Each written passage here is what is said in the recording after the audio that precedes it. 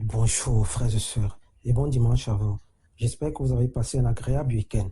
Le thème que nous allons développer ce matin est intitulé La prière qui touche le cœur de Dieu. La prière qui touche le cœur de Dieu. La prière, c'est l'élévation de son âme à Dieu. La prière, c'est un moment de supplication, de demande et d'adoration à Dieu. Toucher le cœur de Dieu, c'est l'atteindre. C'est entrer en contact avec ce dernier. C'est l'interpeller à entrer en scène, à manifester sa présence, sa toute-puissance, dans chaque situation qui se dresse devant nous. Prier est le moyen de communication par excellence avec Dieu. C'est le canal idéal par lequel nous pouvons solliciter son secours, lui rendre grâce, le magnifier et même solliciter sa bénédiction. La prière nécessite confiance, amour et humilité envers Dieu. Et la prière qui vient du cœur est la plus puissante, car cette dernière est sincère.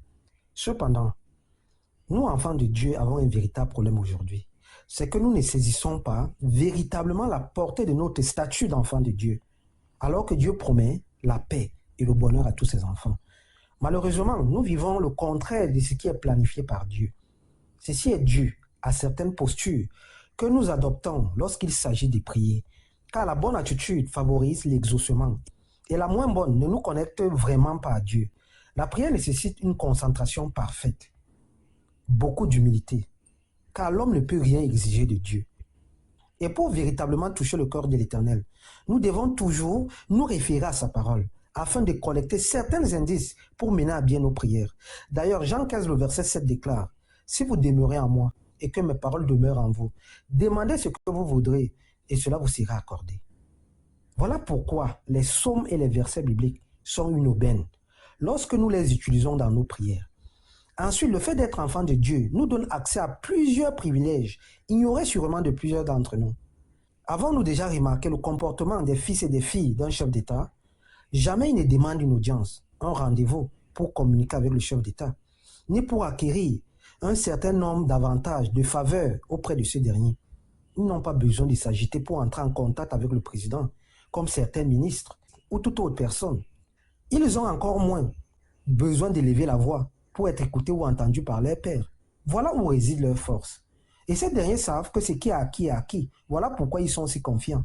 Ce qui est valable dans ce contexte pour les fils et les filles d'un président est la même chose pour les enfants de Dieu et mieux encore. D'ailleurs, 1 Jean 4, verset 4 à 6 déclare, « Petits enfants, vous êtes de Dieu et vous les avez vaincus, parce que celui qui est en vous est plus grand que celui qui est dans le monde. » Une autre façon de préciser qu'avant d'aller auprès du Tout-Puissant, plaider notre cause, ayons d'abord la conviction que la maladie est déjà vaincue, que la stérilité est déjà en arrière-plan, que ce travail est manifeste. Voilà le style de conviction traduit par la foi. Et sans la foi, nul n'est agréable à Dieu.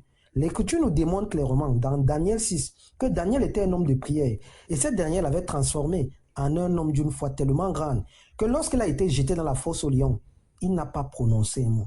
Sa foi en Dieu a fermé la bouche des lions et au lieu d'être dévoré, Daniel s'est simplement endormi, se reposant dans le Seigneur. Une prière qui touche le cœur de Dieu est une prière de foi. C'est une prière comportant sa parole, dont entre autres les psaumes et les versets bibliques. C'est une prière qui se fait dans le silence. C'est une prière véhiculée par un cœur pur. C'est une prière encadrée et émanant du Saint-Esprit. Ceci étant, il a souligné que personne ne peut donner des ordres à Dieu, ni même au Saint-Esprit. C'est impossible. Dieu n'est pas dans le folklore. La prière qui touche le cœur de Dieu est une prière dans laquelle Dieu se glorifie. C'est une prière de supplication, d'humilité, car tout enfant bien éduqué sait demander poliment les choses à ses parents. Et ceci est encore plus important quand il s'agit de notre Père céleste. Être un enfant de Dieu est un privilège, un honneur, une fierté. Et la matérialisation d'être enfant de Dieu se manifeste à travers notre façon de communiquer avec Dieu. La prière est un élément essentiel dans la vie de chaque enfant de Dieu, car elle transforme les situations et nous permet d'être en communion avec Dieu. C'est la clé pour vivre une vie victorieuse. La prière représente le résultat de notre attachement à Dieu, de notre union à ce dernier. Et notre posture dans la prière démontre et renseigne quelle place et quel rang nous occupons auprès de Dieu, car Dieu est esprit. Et pour être exaucé par ce dernier, nous devons automatiquement toucher son cœur. Toucher son cœur nécessite un canevas, une méthode, car toucher le cœur de quelqu'un n'est pas chose facile. Et en ce qui concerne Dieu, nous devons l'invoquer à travers la prière. Nous devons revêtir son sentiment pendant que nous prions. D'ailleurs, Jérémie 33, le verset 3 déclare, « Invoque-moi et je te répondrai. Je t'annoncerai de grandes choses, des choses cachées que tu ne connais pas. Invoquer Dieu au travers de la prière nous permet de dissiper certaines idées reçues, comme quoi une prière puissante est celle qui a la voix élevée, ou alors celle qui comporte des schémas, des récitations, des paroles religieuses. Frères et sœurs, si nous voulons être véritablement touchés par Dieu, nous devons envisager de suivre l'exemple de Daniel. Dans Daniel 9, le verset 3 à 4, la Bible déclare: je tournai ma face vers le Seigneur Dieu afin de recourir à la prière et aux supplications. Je priais l'Éternel, mon Dieu. Je priais l'Éternel, mon Dieu. Ce passage biblique nous sert d'appui pour toucher le cœur de Dieu. Car Daniel nous enseigne ce matin sur la conduite à tenir pour être écouté de Dieu, pour que nos prières touchent son cœur. Lorsqu'il affirme: je tournais ma face vers le Seigneur Dieu.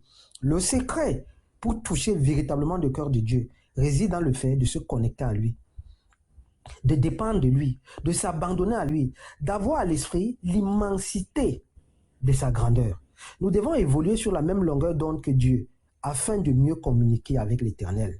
Nous devons changer notre disposition, nos attitudes de prière et intégrer dans notre vie que nous, enfants de Dieu, avons déjà reçu en nous la bénédiction divine.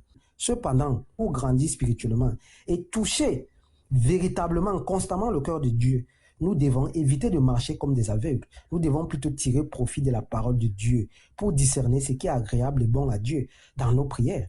D'ailleurs, Matthieu 6, le verset 7 déclare: en priant, ne multipliez pas de vaines paroles comme des païens qui s'imaginent qu'à force de paroles, ils seront exaucés. Ne leur ressemblez donc pas, car votre Père sait de quoi vous avez besoin avant que vous ne lui demandiez.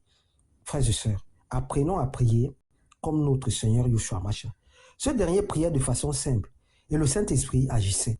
Zacharie 4,6 déclare: ce n'est ni par la force ni par la puissance, mais par mon esprit, dit l'Éternel des armées. C'est l'esprit qui vivifie, la chair ne sert à rien. Nous devons prier en esprit pour toucher plus facilement le cœur de Dieu. Bon dimanche et bon début de semaine. C'est ce thème qu'on va développer ce matin. Merci.